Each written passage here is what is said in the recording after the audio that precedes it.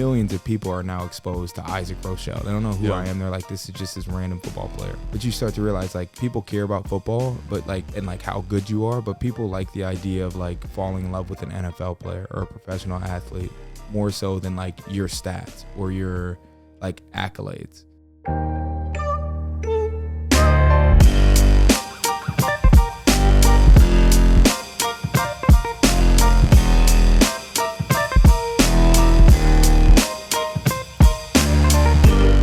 Isaac, thank you for coming on this podcast and hyping up my podcast room.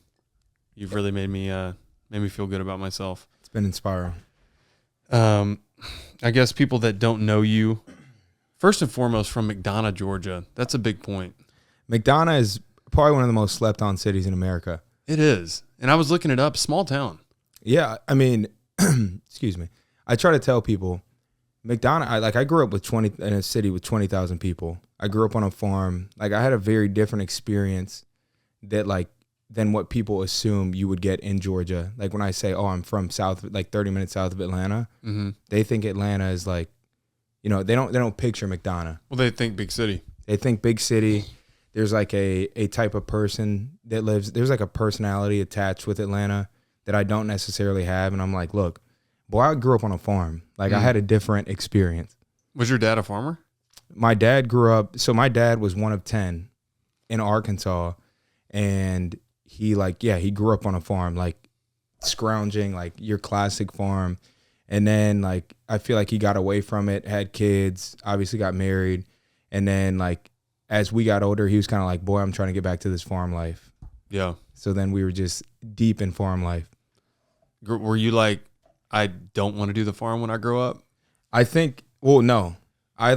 I feel like when I was younger, I was like pretty anti-farm because I had your classic, like, you're up at 6 a.m. I was feeding cows every morning, goats, all that, like classic. So what he you had think you of. up. He had you up early. Boy, morning. had me grinding, and then I was like, man, this is trash. Went to Notre Dame, and there I was like, God, I'm so happy to be away from this farm life.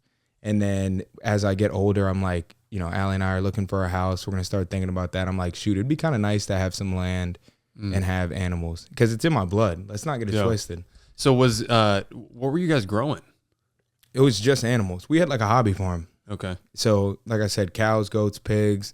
Like at one time we had like 50 pigs. Like it was legit. And you would just grow them and then sell them to the butcher, or you guys would do it all in house? We'd buy and sell. Sometimes we go to the auction. Like that's something people have never even seen, like a true auction house with animals. It's just some big old pigs running up in there. Bro, like huge animals. And so we would do that. We never killed any, like slaughtered any. We just simply bought and sold. And like our goats, we would have, like we started off with 3 goats, 2 females, 1 male, and that turned into like 20 goats. Cause they can it's a frenzy. Yeah, it is. It is. It's out of control. And goats, like for one generation, they can like perform incest, if that's even how you say it. Like they can have kids with their kids. So they procreate really fast, and the gestational period is shorter. So like you can look up in a year. Exponential growth. Yeah, you can have double the goats in a year. Easy. Lots Crazy. Of goats. All right, aside from farm life, talk about sports. Yeah. How you even got into it. Was your dad like, you're baling hay, you're feeding cows, and you're playing football? Or was it like, I mean, kind of. Bro, this man would have like, well, I'll answer your question, but this man, we'd be doing farm work and we'd be like late to basketball games. And I'd be like, boy, I'm not. No regard for the team. Bro, my coach would be like, if you're late, you don't play in the first quarter. Like, we'd be like, boy, we're not going to even play in this game because we're late. But so going all the way back, I was in 6th grade when I started playing football. And before then, I just did like, your classic little kid sports, soccer, shamefully, because I'm not a soccer guy. And baseball, basketball. Basketball was kind of the biggest. But I started playing football because my brother played. He started before me, and I was really intrigued by it because of that. I was like, oh, the big brother's playing. I want to play. But really, we were playing everything. I mean, my dad was like a really big proponent of just doing a lot of stuff. Yeah. Obviously, it's changed now. Middle school and high school kids like get fixated on one sport super early. We were kind of the opposite. We were doing everything, and we never had jobs. It was just straight like farm work and sports, like you're saying. And Yeah, I feel like it really helped us become like well-rounded athletes and kids. My parents were the same way. I was playing indoor soccer. Did you ever play indoor soccer? Boy, that's I know you're from Fort Wayne. Indoor soccer, yeah, we couldn't play because it was too cold. And yeah, you literally enclosed soccer balls flying off the wall. I was a pretty elite goalie actually. That makes sense to me. Yeah, just try hard, grinder. Well, yeah, grinder. I had no footwork. Grinder. I had no footwork, so I couldn't finesse with the ball in the open field, but I was not letting the balls in the net. Bro, those goalies are like, they're kind of units. They're units. So I feel like the goalies are like the people that you see them walking around and you're like, that dude might play soccer. He might play like football. Like, who knows? Well, I think like even when you watch like the World Cup, like the appreciation for the goalies who are good at stopping like the penalty kicks at the end, the free kicks. I don't know what you call them. It's all luck though. I feel like a little bit, but the reaction and the stretch and I guess so. So you were nice at goalie. I was nice at goalie. I was not good at basketball. I could have told you that. But my thing was I could lock down on defense. Again, effort guy. High effort guy. Do you think that's my label right now in the NFL? High effort guy. I think you're productive. Like, you're a productive player. So it's like, it's a mixture. Yeah, maybe I'll ask Scott Quessenberry and he'll hype me up a little bit more. He's definitely a hype man. He's a hype man. If you need it, look no further. But so basketball, not that good. Baseball and football were my things, and I like knew that from like a young age. See, did you play them all the way up? Like, you played them in high school? Played them in high school. Baseball fell off for me. I was just like it was too slow for me. Yeah. And like, when you're young, you want action, and then you get in high school and you still want action. Like, yeah. And baseball was just always so slow for me. So you knew, what point were you like, football's my deal? That's how I'm paying for school. That's what I want to do for a living. So, like I said, played all kind of the big three for me. Like, were basketball, football, and track and field. Kid was nice. I was nice at discus. What? I got second in state. I was nice. The discus. So, did you run? No. I think I could have been nice at the 400, but I didn't. What'd you weigh? So like when I was about to go to Notre Dame, I was like 270, but like I started gaining that weight like going into my senior year. I was probably 230, but I was playing those three, and then sophomore year hit, played my football season, and my high school football coach was like a grinder when it comes to getting guys recruited. So he sent out my highlight tape after my sophomore year to everybody. I mean, you name it, he sent it to them. And we had tons of coaches come by the high school and like meet us and like recruit us. And I got an offer from Boston College my 10th grade year. And so I'm like, if worst case scenario, I have to go to Boston College for football, like that's a pretty good worst case scenario. So then that's when I was kind of like, I do have to be strategic here. I have to be smart. And so I kind of like stopped playing sports that might result in me getting injured, like basketball. I was like, you never know. But I kept doing track and field. But that's when I was kind of like, this is definitely going to be my future. I think it's interesting you say your coach did all that for you. That wasn't the case for me. We kind of grew up in Fort Wayne, a little bit bigger than Mcdonough, but our school was just not a football school. And for whatever reason, maybe Georgia's just better. Coaches go looking there, but like we did not have Division I college coaches just chomping at the bit to come to Carroll High School. Like no shade on Carroll High School. We just co-sack champs this year. A little bit of shade on Carroll, but no shade on Carroll. Co-sack champs, like I said, and we're grinding actually. So we went from a division that wasn't as good, and now we're in the SAC, which is like the premier conference in Northeast Indiana, and we're taking it by storm. Isaac, this man said we're elite. So you're right. Georgia is like a breeding ground. But what is it? Georgia, Florida, California, Texas. Yeah, you can't. If you're lose. from there, and Ohio kind of has a good sneaky, vibe. But that's cool. Your coach did that. Like for us in Northeast Indiana, you have to like get on a 7-on-7 team. You have to like go to all these camps. You have to do all these different things to get exposure. But that's cool. Even in the small town of McDonough, you guys were playing in some big time games, getting recognized. Bro, we were. I mean, I graduated with 67 people. And we had, like, Kirby Smart was at our high school. Like, we had all these coaches. Like I said, you name it, they were there. He was just really intentional. He played college football. He had some connections. with coaches. But it was like an effort thing, bro. This dude wouldn't stop until guys got recruited. Like I said, 67 people. We had, I think, 12 or 13 guys signed to play college football out of 67 people. And it was like co-ed. Like it wasn't just all boys. Like, so you're talking about only like a small percentage of those people are even eligible to play college football, and 12 or 13 signed. So he was really intentional. And then it takes like one guy getting recruited. Like, you know, I'm getting offers from Boston College as a sophomore. Then it's like coaches. It's momentum. Through. Yeah, it's and momentum. then it's easy money. But yeah, our high school was like a kind of a little powerhouse private school in Georgia. We were nice, bro. Was it a big transition going from high school to college? For me, it was huge.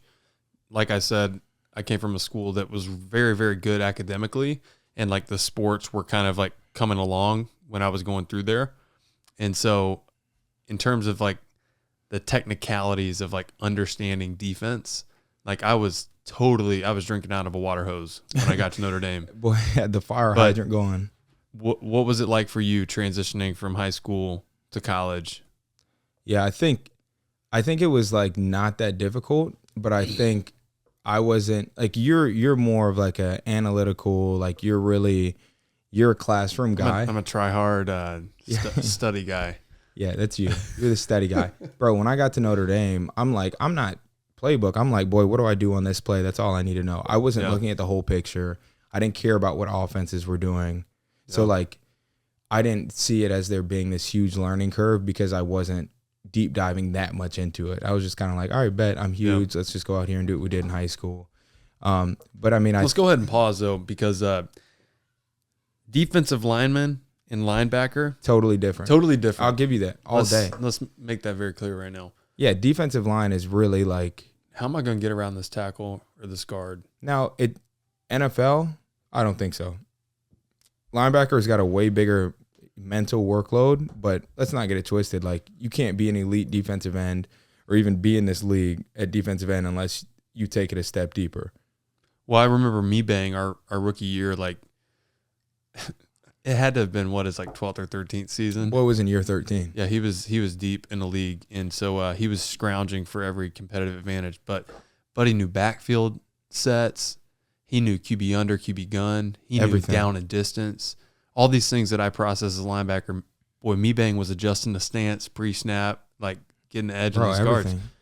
It's crazy. It helps. It takes time though. Like you might have picked up on it earlier. You might be like, "Oh, I'm really confident in that now," but I feel like really like this past season, maybe the year before, is when it really started to slow down for me. And like I said, in college, boy, that was not even a question. Like I was not thinking about, is it gun far, is wild, any of this stuff. Like I'm just playing. And it's just so crazy. Like it takes time. It takes, time on grass to get to that point. Yeah. But yeah, Mebane was elite at doing that. Yeah. I would be behind him, and he would literally he would point. He would tilt his stance, right before the snap happened, or like slide over like half a gap, and I was like, and he would kind of do the where the hands in the dirt, and he'd kind of like stand up, and like be looking around. He would do that. Well, it's like you're not going to get to year 13. I mean, listen, he's athletic, but Mebane's not walking in the room, and you're like, this guy's a specimen. Yeah, you don't get to year 13 unless like you're doing something that's like elite. And I think that was like always his advantage. I mean, he's a smart dude. Shout out Cal Berkeley. Yeah. And big shout out. Not Notre Dame though. He's not Notre Dame smart. He's not Notre Dame. He's Cal Berkeley smart. Yeah. No, I'm joking. But you don't get to that point unless you're the game. It's crazy. Guys like Melvin Ingram, he's the same way. Yeah. I mean, these guys know the game. It's impressive. They know the game. They could coordinate. They can go on Matt. The guys who like are really good at Madden are like really good, like intellectually, like understanding football. Yeah, and they understand game situations. Like Derwin James, elite on Madden, and he's elite on the field.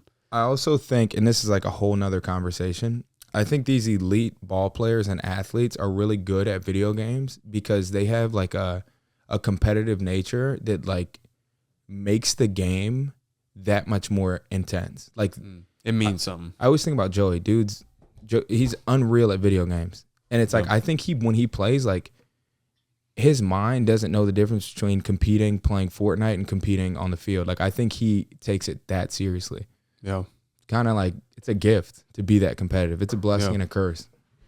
So what led you? So you got the offer from Boston College. What led you to choose Notre Dame? I feel like you've probably told me this one time we were riding your beater of a truck. Come on in through campus, and you obviously have the pitch that you tell the media. But give us the behind the scenes. Isaac Rochell. Why you travel from Georgia to Indiana? Yeah. So the 4 for 40.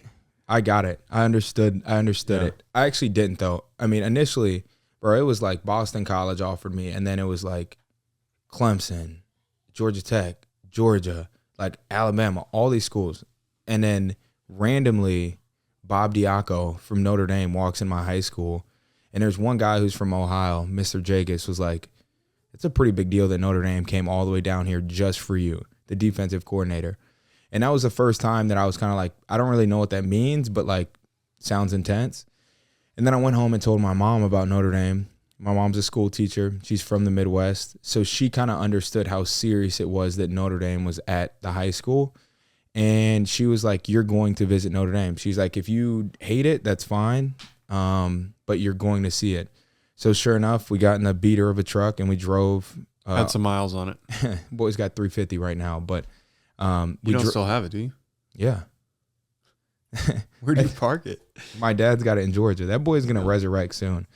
But yeah, fun fact, I have a truck that's got 350,000 miles on it. It's unreal. But we got in that truck. We drove up to South Bend. I remember like coming into South Bend. You know that drive from like going north to South Bend. You drive go I-69 all the way north and you hit I-80. Yeah, and you drive through South Bend, the city. And I remember driving through there, and I'm like, I am not coming here. Thinking that and saying that to my family. And then it would just happen really quickly. Like I first person I talked to was Tony Springman. And it was like, I immediately messed with him. I just kept meeting guys on the team, met with Adam Sargent, who was the academic development guy at Notre Dame. And he was just selling me on Notre Dame. He's like, man, just come here. It doesn't matter what degree you get. Just fall in love with learning and whatever subject it is. And I'm like, man, this is like pretty legit. And there's just this mystique about Notre Dame that you fall in love with. And so that hit me hard. And then it was a no-brainer. Once I went to Notre Dame and forced by my mom, went there, it was like, I have to go here. And I was like 99% sure I was going to go to Clemson. I mean, it was like told the coach, hey, I'm going to go take one last visit, but I'm like 99% sure I'm going to Clemson. And would have had a national championship, but you can't win them all. Yeah. When did they, was that 2015? Do you remember that like hurricane game we had with them? Of course. Yeah. Of course. They won it that year, didn't they? I don't know. I know they won while we were in school, but I can't remember what year it was. But yeah, I mean, it was them and Florida State. Like both schools that I was going to go to, other than Notre Dame, I would have had a national championship, but can't win them all. You can't. But so, I mean, I wouldn't trade anything though. I mean, you know how it is. Like that experience was unreal. We're set up with our degree forever. I mean, that's like something you can't trade. I thought the transition from high school to college was very hard. I for some reason chose to do mechanical engineering, obviously. Guy's a psycho. Crazy workload, but going from college to the pros, I felt like was a lot easier for me because of how hard Notre Dame was. Yeah. I don't know that I necessarily felt that. Yeah. I don't know that I even thought about it that much. I think it was just like, following the process. But for you, I can absolutely see that. I think the thing that I noticed that I felt like was easier and was super nice, almost the convenience, was just the off season. Like the idea of us, like we would be in school right now, taking classes in the off season and still going to these crazy workouts, winter conditioning. That's like the piece that I'm like, this is way easier than college. And of course you're getting paid, which is a huge piece of being in the NFL that makes it easier, and really a better experience than college. I think that is probably one of the primary reasons for me was like I could leave work and I didn't have to like do something else, which was school for me, which was managing long distance relationship. Grinding. You're in the meat grinder at that point. And like there's no time off. That's what made it so hard and challenging. And it's beautiful because you can, like, even this podcast, like, it's just, there's so many things you couldn't do in college. You didn't have time. Every minute is consumed with something to do with the university, whether it be football, whether it be, random extracurriculars, which I guess football is one, or academics. It's like, it's all consuming. And you kind of leave and you're like, shoot, I can explore all these different passions. Like, I feel like since I've been in the NFL, I've explored so many different things, and it's really made possible by what you're saying, which is more time. I feel like I feel like I grew as a person more in those 4.5 years than any other 4.5 year period in my life. Like, it's hard and you get immersed and you don't have any time for like anything else, like you're saying, but came out a better man. I don't know. I agree with you, but I also think like figuring out who you are outside of the identity of college is like really cool. And like discovering passions that come with having more time. Like, I feel like I've learned a lot about myself, even like being independent. Like, when you go from high school to college, you feel like you have more time and you're not having to answer to your parents, and like, so time, not necessarily time, but you have more freedom. Yeah. And then you go from college to being a pro or to your professional life doing something else. And you're like, now I have to almost rediscover myself in that sense. So I think like the combined experience of 4 years in college and maybe 4 years after is like, I think like a huge growth period in a lot of people's lives. Yeah, I guess college does more like the discipline and the responsibility, like learning to do those things. It's like a foundation. But one thing to your point though is like the downtime and the lack of like structure. You have to almost like build for yourself. Like in college, they literally told you what to do, like what time to like be where and whatnot. I remember. Do you even remember that time at Navy at Qualcomm, old Qualcomm? Oh yeah, going to the game. Yeah, you and Allie were there, and I like literally in the first quarter had like got like a high ankle sprain, and I was like in the tunnel. I was coming back down the tunnel, and I was frustrated or whatever. But I had asked you like, what was like one of the biggest pieces of advice you had learned transitioning from college to the NFL, and you were like, have a routine. Yeah, and that routine could include a bunch of different things, but the routine's huge. I mean, Van Gorder used to say that every good player has a routine, and it is true. It like almost like to a fault, like to an obsessed fault. And I said it like earlier about the competitive thing, how that's a blessing and a curse. Same way with having a routine. Like, we're so programmed, and it's a blessing and a curse, bro, because it can help in so many areas of life, doing stuff off the field, whatever it may be. But then it's like, it's okay to break your routine every once in a while. Yeah. Go surfing these beautiful waves, or I don't know if that's something you like to do. Definitely not. Yeah. Well, I love to. What was your routine when you got like to the NFL? I don't think I had a great routine. I think through time I've learned. Getting the table wet over there? Yeah, you need a coaster. That's what it's there for. The table's there to get destroyed. Okay. No, I'm joking. If you have a coaster, I can definitely get one. Awesome. I think initially I didn't have a good routine because you don't know what you don't know. Yeah. You're kind of just in the whirlwind of transitioning. And then as I got older, the routine included like stretching, doing things like specifically for my body, like proactively doing things. And then really just pursuing stuff off the field. Like that's what I spent pretty much every off season doing. It's just like pursuing something. And like, that's a super important routine. So I don't know. Finding those hobbies. Yeah. But the routines what were you doing? What were you doing off the field? Initially? In the off season. You're saying like when I first, after my rookie year and beyond, or just in general? Just in general, I think. Yeah. So like I said, it's changed a lot. I've always been a huge proponent of just like, if you have a passion at the time, like pursue it and try to maximize it. It could be whatever. So I think early on, I I did a lot with like See You on Sunday. That was like my first off season. I started See You on Sunday, social media initiative to take Saturdays off, which you're familiar with. Yeah. Started that. I also started taking classes, like to get my MBA. Which Did you finish that? No, I'm a fourth of the way through. Okay. And I put it on pause last off season because it's like we were getting married, we were renovating, like we were doing so many things. And then like, you know, every off season I've just kind of like found things that I'm really passionate about and tried to maximize them. You know, the local human thing, that was like a great, like almost project, because that's kind of the way I look at it. It was a project during the pandemic. I mean, we did crazy things in a year. And then obviously like just pursuing making money outside of football, like with the real estate, even like TikTok and stuff, all that stuff is just like generating revenue. But just like pursuing those things, like, you know, if you're passionate about real estate and that's what you're thinking about right now, like I've just always been big on like chasing that as much as I can and like getting everything out of it. Dude, I've always admired your hustle.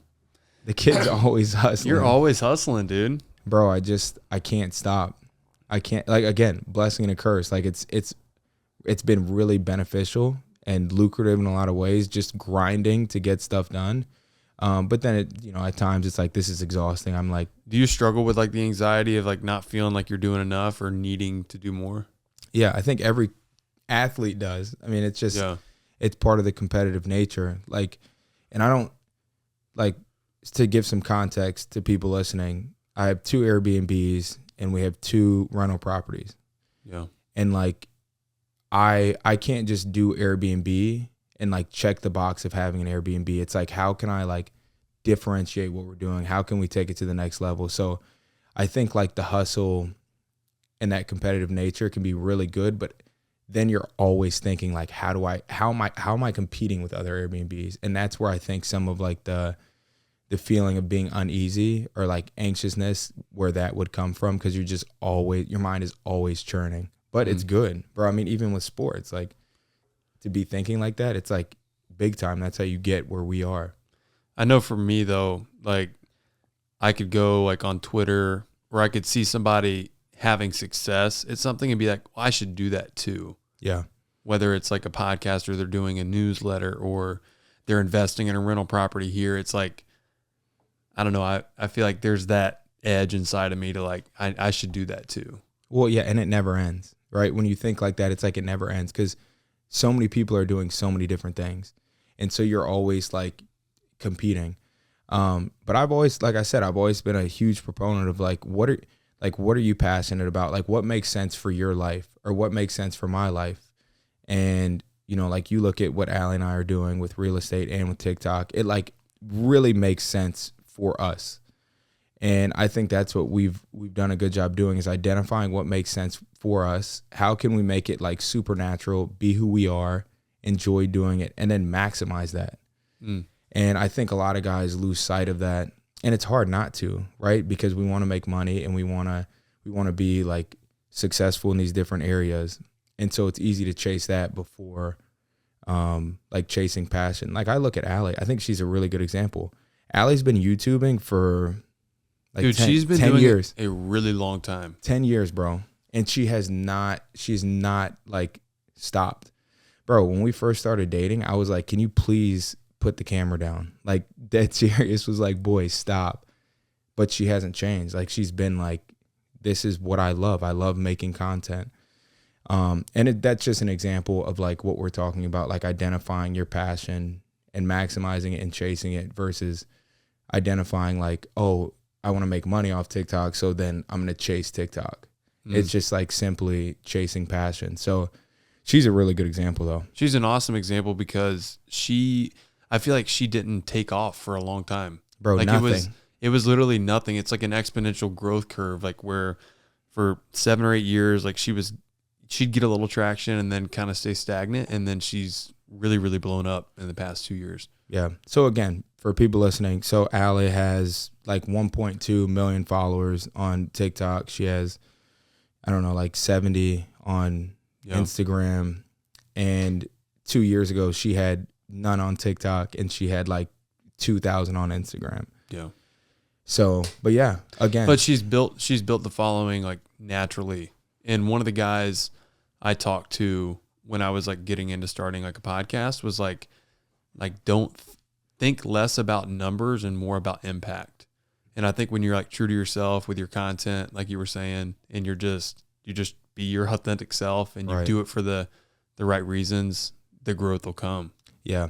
And it's been cool for us, like in our, like talking about just the journey, right, of like high school, college, pro, like this has added a whole nother layer of like my NFL journey. And it's been really, really cool because like for better or for worse, like I get recognized because of TikTok 10 out of 10 times more than I would for football.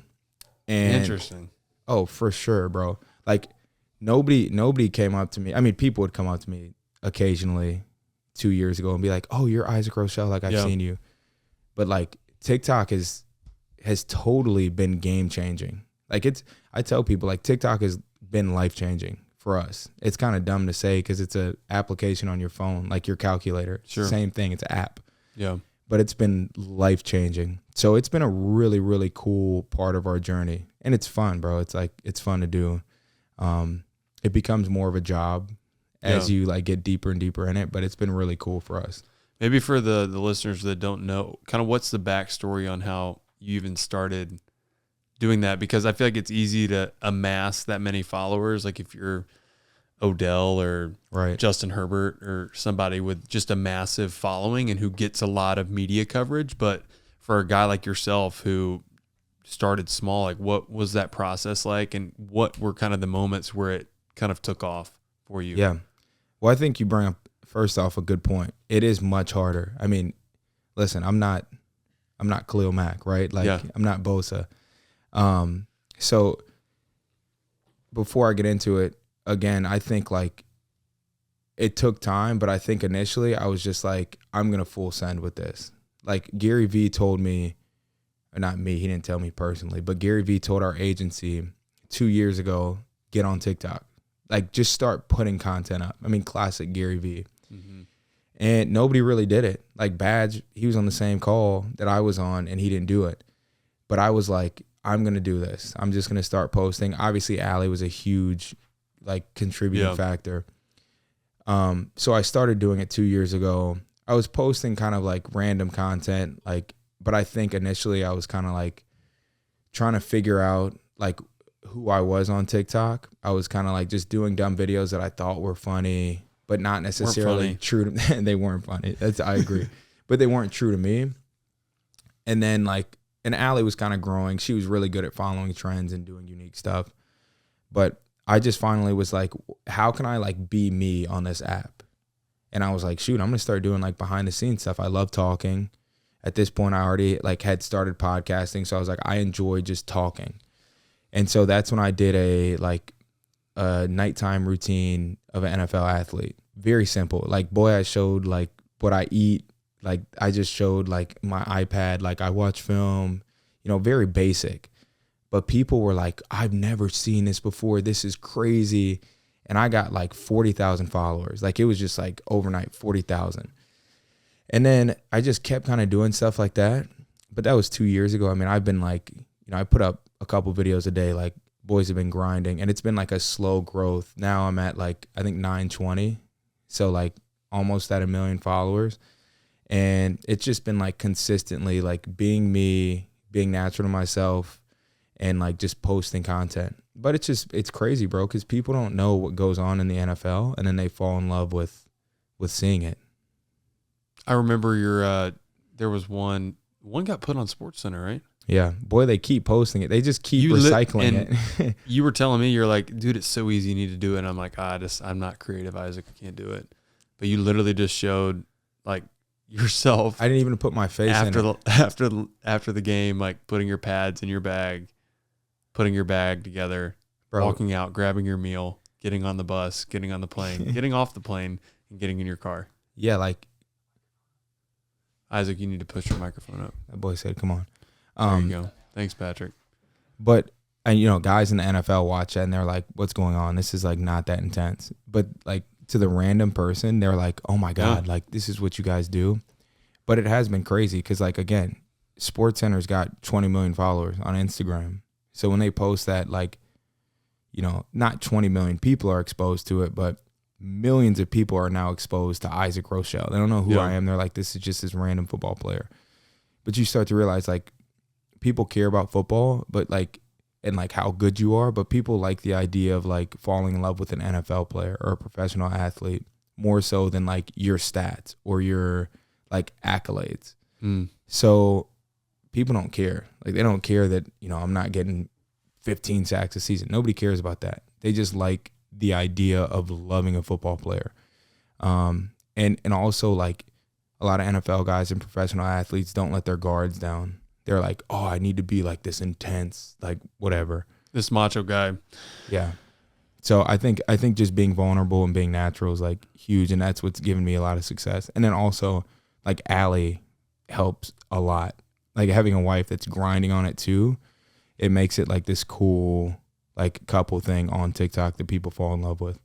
So as you've had, like, more success, have you found yourself spending more time, like, on the app? Like, is your screen time way up? It's through the roof. It's obviously, like, super challenging. I think, like, the hardest part is searching. Like, I get on TikTok and I just search, like, ideas, sounds, trends, all that stuff, because you have to do that. I think, like, what makes me, like, cope with that idea and makes it easier to digest is the idea that we're getting paid to do it. Like, we make good money doing it. So I'm like, you know, if I have to spend a couple hours a day on social media and I kind of hate it, it's like, it's a job. So I don't know. I mean, boys definitely, like, spend time. It's interesting, and I feel like you'd have a cool perspective because you did the See You on Sundays, right? Which is like, let's take a break from social media. So I'm just interested, like, mentally, like, how have you handled, like, success and, like, not, maybe you have, maybe you haven't, like, allowing yourself to just become so indulged in it that, like, right, it affects you so deeply, like, how people engage with your posts, what people say about your posts. Yeah. I mean, maybe you have all positive feedback, but no, there's like no perfect answer. Like, you know, the idea of having a like, I'm not going to say anti-social media, because it wasn't anti-social media, but just kind of like a social or a movement around social media health was the term that I used. And then now, like, having to spend tons of time on social media and dealing with, like, the byproducts that come from that, it's definitely difficult. I think the biggest thing, even with See You on Sunday, that I was always trying to push, and we talked about this in Mexico, like, it's more about, like, understanding, again, the social media health aspect, understanding that there are byproducts that come from excessive social media use, and, like, not like letting those things affect you, or also, like, being open to the idea of being like, I'm going to spend less time on here, like, depending on how my mental health is or how I'm feeling, like, being okay with that, not feeling forced to do it, is kind of like where I've found the happy medium, but it is super difficult. Have you experienced those byproducts you're talking about? Like, sir, I mean, definitely, bro. Like, I didn't have a great season last year, and, like, if I post a video, there's definitely people that are like, oh, you suck, like, all this random stuff. Stick and to like, football. Yeah, or, like, focus more on your job. Yeah, just random stuff. And inevitably it affects you, right? Like, it's not like I'm like, oh man, like, I'm like, what, fill in the blank, like, but it does affect you. And I think it's just, and the opposite, I'll rewind, and the opposite, which is people hyping you up, like, you're great, da da da da, like, both affect you.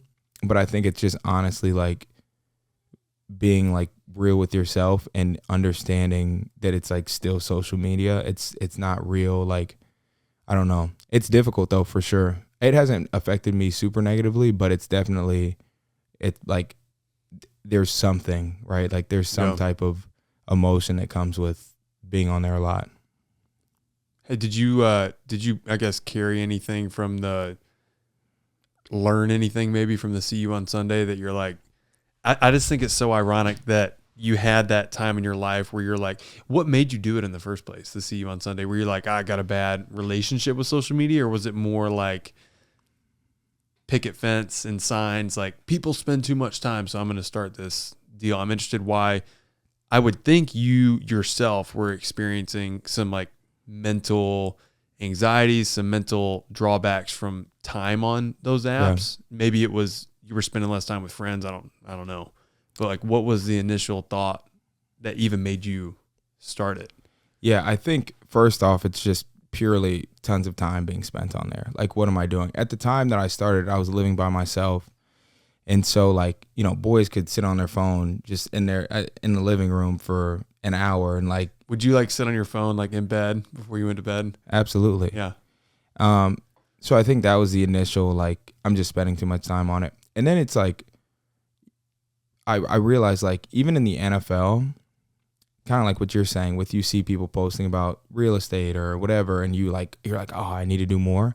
Like, I was feeling that. And I'm like, how am I feeling this when I'm in the NFL? How am I seeing people who aren't even in the NFL and, like, I'm comparing my life to them? Like, you would think they would be looking at the NFL guy like, oh, I want to be them. And so I found myself just comparing, spending too much time. And I was like, I just need to do, like, I'm going to take a day off. It's funny because I wanted to totally delete all social media, and I was going to. And I told my agency, like, hey, so just funny. FYI, like, boy, I'm not going to have any social media tomorrow. So just, like, look out. And they were like, no, like, find, like, you need to be on social media. And so then that's when I was like, well, let me find a way to be a little bit more, like, woke, you know, in this social media space. But it is crazy. Like, even when I think about it, it's like, it's almost like this, like, just, it's opposites, right? It's a balancing act. But yeah, that's how it started. I was just kind of like, this is getting out of control. And that's when I had, you know, 5,000 Instagram followers, no TikTok, and just pretty much Instagram. And so you can just think about how much that is now exacerbated when I have 1 million followers, like, on all my platforms. So it's definitely time consuming. Well, what I used to do in college, this is super dangerous, is you can go, like, type your name in on, like, Twitter. Oh, for sure. Highly don't recommend it. For sure. Every horrible. Athlete's done that. It's horrible for you. It's the worst. I see guys doing it in the hot tub and the cold tub all the time. Well, it's crazy because you wouldn't think, like, okay, Joey Bosa, I've never seen do this. You wouldn't think the elite of the elite would care what other people think. Yeah, but they do. I mean, we're all human, right? We're all susceptible to the same emotions. We're all susceptible to the same effect from things. And so it's crazy, right? You'd think that you'd just be like, I'm above this. But it's wild. Guys are not. The Twitter search is not the move. It's so interesting because I've heard this quote that, like, comparison's the thief of joy, and it really is. Totally. You, like, talked about, like, some other professional, let's say he's in finance, or some lady that's in business, and they're like, man, I'd love to, like, be a professional athlete. And then the professional athlete's like, man, I'd love to own my own, like, real estate company or have a massive podcast or do all these things. And it's just like, it keeps you from being and enjoying the thing you thought was your dream. Yeah. Well, it's crazy that all humans, when we're deep on these platforms, can experience, like, the same disposition. Like, we all can experience that same feeling of jealousy. And, bro, I mean, you think about it, like, even when we go into our next careers, right? Like, I think about, like, James Onwualu. Yeah. He's crushing it, by the way. Shout out to James. He is crushing it. But I'm sure, not that he's told me this, but I'm sure he feels the same emotions, you know, that we would feel just in that world. And it is fascinating because it's just like you have to find a happy place with yourself, or else, like, those emotions, it just never ends because you're always in worlds where you can compare yourself. It's wild. So with devoting so much time to this TikTok, you've got the Margot Estate, which is like this luxury Airbnb deal. It's sweet. You guys should go check it out. How do you balance that with, like, your work, which is being a professional athlete? Like, what's your kind of off-season rhythm, your daily rhythm, in terms of how you get that side of things, that side taken care of, but can do all these other things off the field? Yeah, that's a good question. So I think it's routine. But I think one thing that's given Shout out to routine. It matters. Routine. It matters. But I think, like, one thing that's helped me, I've done this my whole career. I train on my own. Like, I've trained with people. Like, last year I trained with this guy, but it was still kind of, like, not a true like training environment, I think that gives me a lot of freedom to like schedule and organize my life to make sense with everything we have going on. So that's the big thing. Like, you know, I get my workouts in. I work out every single day. I'm going to be stretching every single day. I'm doing all these things, and I can plug them in different times of my day. If I had a traditional workout structure, it'd be a lot more difficult. But everyone's different. Some people do that and they love it. For me, I'm like, I can't. It literally I just can't. And I never have, so. What is like your lifting though? Like how do you put together those programs? Is it like you reach out to college coach, high school coach? So a lot of the things that I do now, it's based on what I did last year. So I did a lot of work with this dude named Caleb Hawk. He's got a gym in Scottsdale. Again, it was like very informal. Like we would just lift together. But I structure my workouts off that. I'm also a huge proponent of lifting every day. A lot of people don't like doing that, but I like just listen to my body. So like I'm doing one muscle group every day. If it hurts or something doesn't feel right, then I'm focused more on treatment with that part of my body. But I just listen to my body and like base my workouts kind of off of what I've done and sprinkling in yoga, stretching, cardio, field work, those things. But I love working out. So it's like, it's fun for me too, to just work out every day. My issue with listening to the body, I think listening to the body is awesome. And I think to play a long time in the NFL, you have to do that. But there's like, it's that competitive edge in your mind that's like, oh, you're tapping out. You don't want to do it today. Yeah. So what, like training on your own, that's the one thing I like with training with other people and training with a coach is if I find a guy or gal that I trust, it's like I can just trust that they're going to take care. And I'm a professional. I can, if I need to give my input on how my body feels, then I can do that. But I felt like when I train by myself, it's hard to do what you're saying about listening to the body because I have this voice in my head. Absolutely. That's like, if I don't do this set, it's like, one, I'm getting passed up, but two, I'm just not feeling it. And so I'm going to tap out. Whereas if I'm in an environment where a coach is like, you know what? No, you need to take that. I feel more like, okay, like this guy's done it a long time. Like I'm going to be okay. Yeah. I don't know. I mean, bro, I'm very okay with like, if I'm like, this doesn't feel right, like I can not do the set and I'm like, I'm fine. That's it. I'm just not doing it. And I also know that I'm working out every day. Like, and I kind of have benchmarks that I want to hit. Like I want to do legs at least twice a week. Right. And like, but I guess that like doing the everyday thing makes it easier, but I feel you. I mean, you go to some of these places and you're grinding with other people. Like you're getting great workouts in and it's competitive. There's a professional there that's like telling you what to do. I just have never been a fan of that. And bro, we spend all these hours in a facility during the year. The last thing I'm trying to do in the off season is go spend my time in a facility like environment. Like I'm like, I got to get away from this. Everyone's different, bro. That works for you. Absolutely. That's awesome. It's all about, I think, what works for us in ID and what that is. For sure. You know what's really different though, and maybe this could be like one of our last talking points, was you talk about like training in a facility, bro. College training was so different than like the NFL.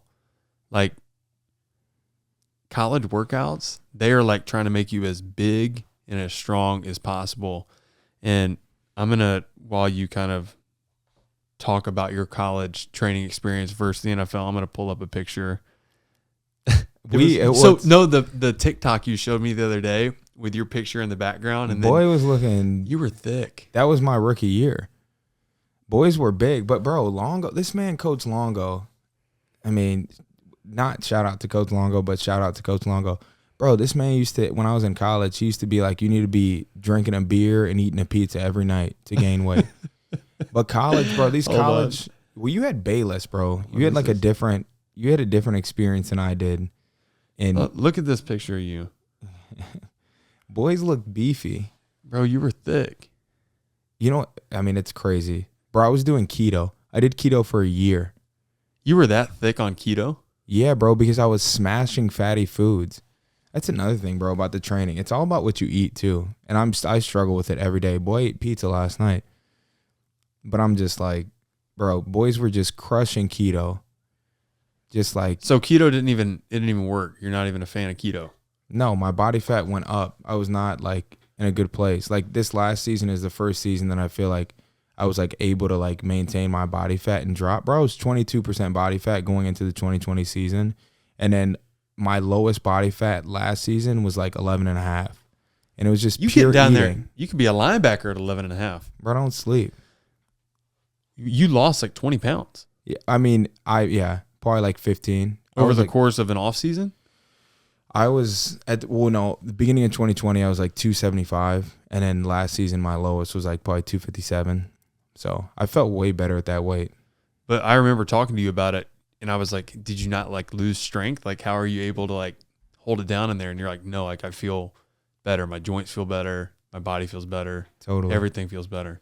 I think it's all body fat though. I really am. Like after being with the Colts, like that converted my mind. Like lower body fat, like when you find your healthy body fat, not too low, but like I feel like it lowers your susceptibility to injury. I mean, that and mobility and stuff. But Tyler, the Chargers guy, he used to always say that to me. He used to be like, bro, you're going to feel so much better if you get your body fat down. He was like the only one who talks about body fat. What'd you do to get it down? I just like, bro, I was eating like chicken and rice every meal. Like I just didn't eat anything but that. And giving my body fuel at the right times, like eating a meal before working out and after working out, and then like strategically eating throughout the day and just like not having cheat meals. That's my issue out here, bro. You come to Southern California, it's like you got tacos out here are crazy. Yeah, and boys got a dinner. Like we're just going to dinners all the time, like bonfires. Then we order pizza, and then you're smashing pizza. But that's what I did, bro. I was just literally chicken and rice, or like a protein and rice every meal. Nutrition was you didn't change your training at all? Well, I was doing like high volume everything. Yeah, more cardio, like higher reps. Kind of like the same cardio, but the Caleb dude, his like philosophy is like basically like you do 20, 18, 16, 14 for your reps for your main exercises, and then you do like a 12, 10, 8, 6 week, and then you have like a 5, 4, 3, 2 type week, and you just kind of rotate through those. And that's just what I do. But the high reps, bro, I love it because I think it really helps lower your body fat. It's a stretch on the central nervous system too, dude. Like I just started doing this off-season program where it's literally full body lifting program, and it's Monday, Wednesday, Friday. And each day you do 20 reps of each exercise, but it's full body. So I'll do 20 squats, and then I'll go do like 20 incline press. I'll do 14 lunges each leg, like 20 pull downs. Wow. And it's like each joint gets worked. And it's just by the end, like I probably want to throw up like 75% of the workouts. Is this at Proactive? So I was at Proactive last year. This is Pro Code. So Pro Code. That's like the upgrade. we're getting a Pro Code in. But bro, I appreciate your time. Of course, bro. This has been awesome. The podcast is elite. I'm inspired. We got Patrick in the background. Patrick killing it. Patrick's about Shout to be out doing, to Patrick. Yeah, he's about to have a couple more podcasts. All right, we're shutting this off because I got to go to the bathroom. All right.